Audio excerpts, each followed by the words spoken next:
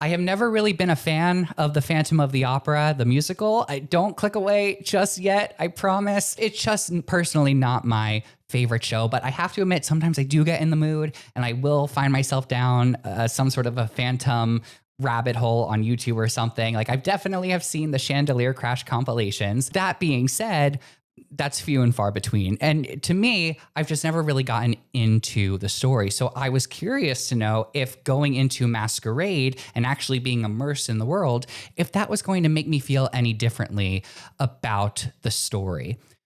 Not really.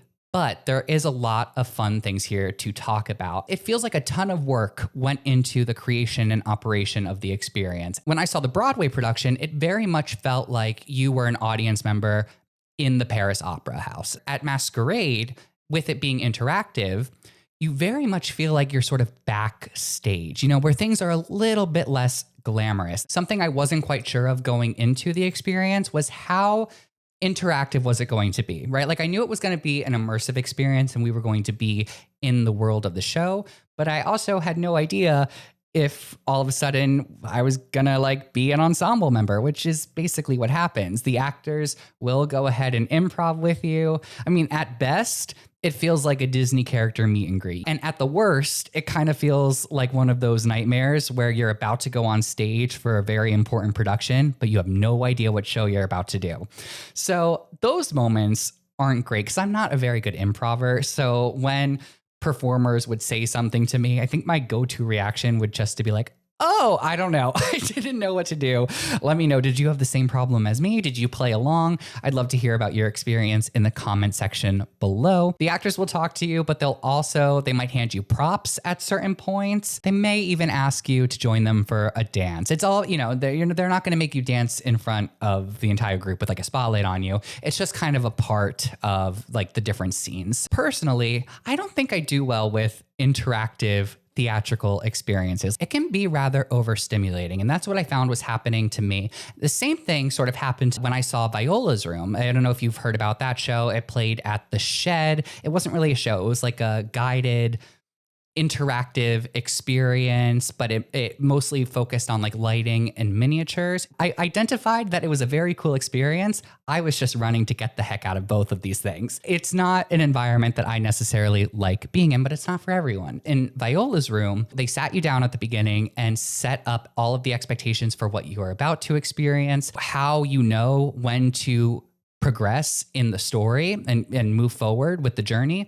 Here, they did kind of go over those things as well, but because the group size was so big, it did sort of feel a little bit more crowded. And therefore, I, most of the time, sort of felt like I was an obstructive presence, especially to the performers, just because I had no idea where they were supposed to go next. So sometimes a person in a white mask or a performer themselves might ask me to move just so they can move something or whatever. The good news is that I did not feel like I was obstructing my fellow audience members. Most of the action that takes place and the performances are on scaffolding or are elevated. The platforms are tall enough so that even if you are standing behind someone who is taller than you, you still will be able to see the performer. So I thought that was very clever and very smart as well. Speaking of the performers, Erin LaCroix was my Christine and Kyle Scatliff was my Phantom. I went to the 7 p.m. That's the first showing of the night. I thought both of them were fantastic. Kyle Scatliff in particular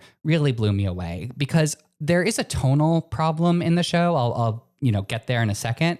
But I thought he did a very convincing job jumping between the two tones and giving the more dramatic moments the emotion that they need, but also doing very well in the more lighthearted, mischievous parts of the role. He was fantastic. And of course, both of their voices were incredible. Light spoiler section. Now we're going to get into some details about my favorite sequences and set pieces. I'm trying not to give specific details regarding the plot if you haven't seen it, so you should be okay, but I did just want to give the light spoiler warning just in case. I loved the opening number into the overture. You just kind of get thrown right into the action with their opening number, and then to see that massive chandelier rise. It's such an iconic set piece, and to see it scaled up in this way that it was, was quite thrilling. I also loved the first time that we enter the Phantom's lair, not only for the iconic theme song of the Phantom of the Opera, but I also loved seeing his inventions. It was like a little Tim Burton-y, which I appreciated. I also loved the scene that was up in the rafters of the theater. It really did. The way that they lit the scene, it really felt like you were in some sort of a fly system. That entire sequence felt like it was pulled right out of the film, and it was quite thrilling. The performers were doing some really cool aerial stunts that I think really took the scene to the next level. And speaking of aerial stunts and things like circuses and things like that, by far my least favorite scene was the carnival sequence. I really didn't like that this was included in this production. I just find the whole thing to be rather disturbing, which I know is the point of it, but just allow me to explain. It's a similar scene to the 2004 film where Madame Giry explains the Phantom of the Opera's origins, but I just think it goes out of its way to make the Phantom a sympathetic character by just being overly cruel. It emotionally manipulates the audience into being on this character's side, where without this backstory, he's a villain. You know, he does terrible, terrible things. And if you're going to do this scene, I think that it was a missed opportunity to not make it more clear that the carnival is not only where he experienced this trauma, but it's also where he gained his skills in order to become the Phantom of the Opera, like his illusions, his ventriloquism. He learned those skills at the carnival. And I just don't feel like this production really made it clear. It might have been in like a line somewhere that I just missed, but I think it could have been made even more clear that's what was happening, and also like why he was able to do the things that he does. The other reason that why I think that this scene just doesn't work in this particular production, Masquerade, is because of the tonal shift that happens. Like when the show starts, there is a very clear, like melodramatic campiness to all of it. But then when you get to this carnival sequence, it is just so mean and cruel that it just feels like it is out of place. I also, unfortunately, was not thrilled with All I Ask of You. I got the indoor version, which, by the way, let's talk about that for a second. Depending on when you see the show or, you know, different weather conditions, there might be like a good 30-minute portion that takes place outside, which I would have loved to have seen, because I did get to see that set, because if you do the indoor version, they do still take you outside, but it's just Christine being like, come on, we must go back to the opera house. We did get to walk past that scenery and it looked so cool. It just looked much cooler than where All I Ask of You took place during the indoor version. It felt like it was missing some dramatics, and I feel like being outside would have sort of added to that element, but it really is fine. I think I was just prepared to see something that I didn't see. The final layer sequence, I was also really let down by. In my opinion, it was very overwhelming with the spectacle, but underwhelming with the storytelling, which is actually sort of my headline for this entire production, but it really was highlighted here, spectacle over story. And that's not necessarily a bad thing. I just think that the final layer sequence, it was lacking something. And I was waiting for more to happen in terms of the dramatics. And, you know, I just didn't feel what I would have liked to have felt. As I've been thinking about it more, the issue that I sort of have with it, and kind of my issue circling back to why Phantom of the Opera doesn't really do it for me, is because I feel like the musical just wants you to love the Phantom so bad. That's not my favorite way to portray this character, just because I view this character as obsessive and narcissistic, which are all things a character can be. But I don't, again, going back to that carnival scene, I don't want to be tricked into having really intense feelings for this person. And I do feel like the ending of this production and others romanticizes the Phantom.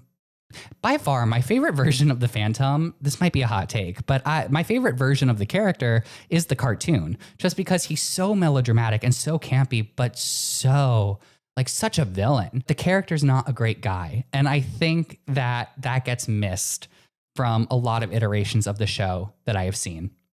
Here is not a view from my seat. If you are familiar with my channel, you know that when I go see a show, I always take a picture from the view of my seat because you're not allowed to bring phones into the space or take photos of anything. Plus, you're moving around. I decided that it would be more appropriate to talk about the dress code, which does require you to wear either blacks, whites, or silvers. They require formal or cocktail attire. I do think it's fun to dress up. And although I was sort of nervous about my outfit, I actually love what I put together. And I did feel that it added to the experience, not only for me, but also for my fellow audience members. It's just fun to do. That being said, if you are in a pinch or whatever, I did see a couple, and I do mean a couple, like one or two people in more casual attire, but they were still covered head to toe, and they were both wearing all blacks. So I think that's kind of a good rule of thumb, where if you are nervous about the dress code or if you're nervous about being turned away, just make sure that you are at least sticking to the color requirements. And also they will have masks for you at the theater. That's what this one is. I love it. It has the little phantom mask on top here. It's so cute. And it matched my lacy outfit, which made me very happy. Oh, something else that I was really thinking about during the show, because there's a lot of stairs involved and you're changing levels often throughout the experience.